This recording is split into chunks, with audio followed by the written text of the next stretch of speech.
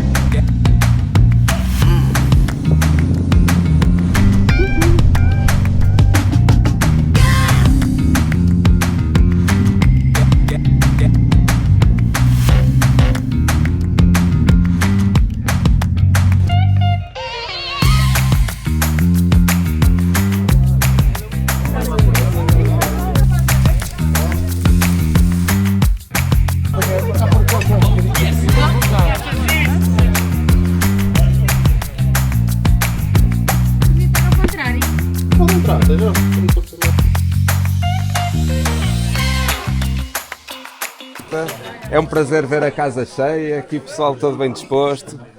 Acho que tiveram um bom almoço aqui num sítio agradável. Venham mais vezes ao nosso concelho, a Taboaço, são sempre bem recebidos. Quando quiserem vir aqui à Quinta de Monte Travesso, as portas estão abertas, apareçam e venham mais vezes cá acima a Taboaço, está bem?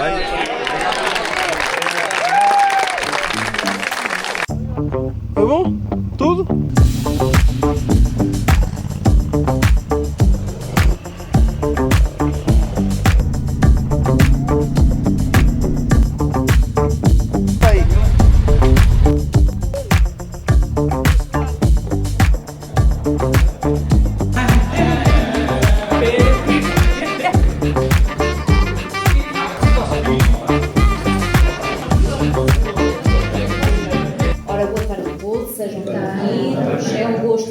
Aqui na nossa casa, na casa de todos os taboacenses. Aqui a nossa fachada, efetivamente é um tecido azulejo, que é um tecido ou que nos caracteriza do Douro, que é as vindimas, que é a principal componente do Douro.